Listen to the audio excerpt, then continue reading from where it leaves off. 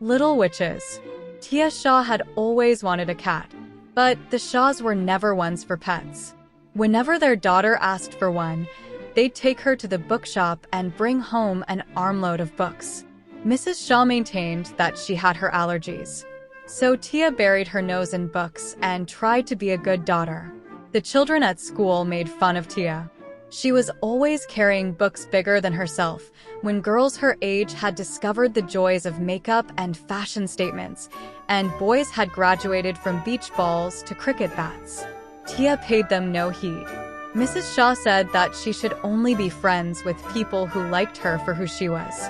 Tia loved her parents, but that didn't lessen her desire for a cat. Tia believed that cats could understand people and that they would love you forever if you were good to them. So really, she didn't need a friend, just a cat. Just before her 7th birthday, Tia whispered to her grandma, who had come to visit, that she would like a cat as a present. Oh, no. Grandma Shah had replied warningly, "A cat has always been the witch's pet. You do know what witches do, don't you?" She had brought her wrinkled face very close to Tia's, her pearly white hair escaping the usually immaculate bun. Tia had no idea what witches did, but she nodded nonetheless, suddenly fearful of getting a first-hand demonstration. She decided to find out about it in the school library the next day. After an exhausting sweep of the library, Tia found out that witches, as a rule, were evil. Hansel, Gretel, Snow White, Rapunzel, and Sleeping Beauty were all witnesses to their wickedness. But rarely had she read a story that said that cats were evil too. In fact, she thought Puss in Boots was rather cute.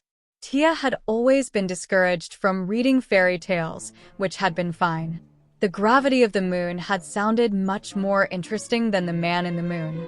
But now, in the name of research, Tia read fairy tales about giants and pixies, winged horses and flying carpets, cursed princes and evil wizards. Slowly, a new world opened its doors for her. Her imagination ran wilder than it had ever before. So Tia, at age 7, decided to become a researcher of magic. Poor Grandma Shah almost had a heart attack when she found the 3 little witches on her granddaughter's reading desk. Mr. and Mrs. Shah were not happy. They didn't yell at her, but they did give her looks, and Tia had never felt more miserable. Thankfully, they only confiscated the book and said she would get it back once her exams were over. Tia soon put the 3 little witches at the back of her mind and immersed herself into school books, checking and rechecking her timetable to make sure she had the subjects and dates right. She went off to write her exams. 1 week later, the Shahs enjoyed their annual family celebration in honor of Tia's excellent grades. In spite of Mr. and Mrs. Shah's crossed fingers, Tia asked for her fairy tale book as soon as the celebration was over. Mr. Shah pursed his lips and informed Tia very apologetically that he had lost the book and promised to buy her the newly launched book on dinosaurs. But somehow in the last few months, their obedient little Tia had changed. Instead of the usual excited gleam, they found tears brimming her eyes. Mrs. Shah tried to hug her daughter, but Tia ran out of the house. There was an old oak tree in the Shah's backyard. On clear summer days, Tia loved to sit in its shade and read to her heart's content. That day, when she stormed out of the house, she once again found refuge in its cool shade. She sat with her back against the trunk, knees pulled up to her chest, willing herself not to cry. She was a big girl now, and big girls didn't cry. Despite her determination, a loud sob escaped her quivering lips, and it was answered by another, from somewhere above her. Startled, Tia twisted her head to look up into the tree. There it was again. It sounded less like a sob and more like a cry. Then a mewl. Cat? Tia immediately stood up, pushed her hair out of her damp face, and squinted into the branches. As the desperate cries continued, it took her at least a few minutes to detect a hint of orange between the brown and green of the tree. It had to be a cat. Tia circled around the tree to take a good look, but it remained partially hidden between the branches. Still, the mewling continued. Then it slipped. Tia almost screamed with terror as she saw the poor little cat falling. But yes, it had caught a lower branch. Tia sighed with relief. But then she realized that it was balanced most precariously and could slip again any second. She yelled for her parents, but knew that they would not be able to hear her. She had to do something.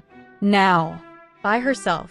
The little orange cat looked at her with shining amber eyes and pleaded her for help with another distressed mule. Tia didn't know what to do. Oh, if only she had some of the magic from the 3 little witches, the cat would be safe in no time. Mr. and Mrs. Shah were still discussing their daughter's odd behavior in the kitchen. They didn't know what had come over her in the past few weeks. She had never before shown any interest in the inexplicable or the imagined.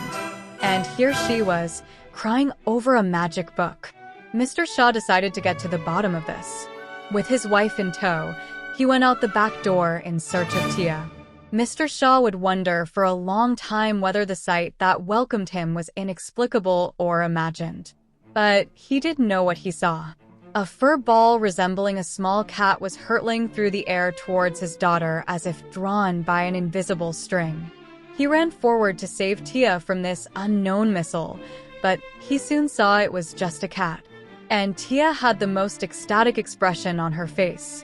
"Did you see it? Did you see it?" she said, jumping up and down excitedly, still holding the rather bewildered cat. It was magic. Just like in the 3 little witches. I did magic. I saved the cat. The Shahs were both confused and frightened. Tight-lipped, they tried to usher Tia back into the house. But there was nothing to dampen her high spirits. She began explaining, holding the cat in one hand and flailing the other in excited demonstration of how she was sure the cat was going to die and how she had willed herself into performing the magic. Mr. and Mrs. Shah, well acquainted with their daughter's stubbornness, knew that her will was as strong as bedrock. It should not have come as a surprise then that she had managed to summon magic to help the unfortunate creature nestled in her arms. But magic? As Tia continued explaining, the Shahs turned to look at each other's shocked expressions, then back at their daughter. They sighed together in defeat. 1 year later, when Grandma Shah once again came to visit, the first thing she saw was a huge orange cat. She screamed, clutching her chest, and almost fainted. After a large shot of whiskey and smelling salts, she calmed down enough to start muttering under her breath. She had yet to fully come to terms with her granddaughter's magic. "Well," she said finally, after being profusely apologized to by said granddaughter, "I always knew cats had something to do with witches. And that's no good, I still say." Please like the video if you enjoyed listening to Little Witches. Subscribe to my channel to listen to more whimsical stories. The link to my book is in the description.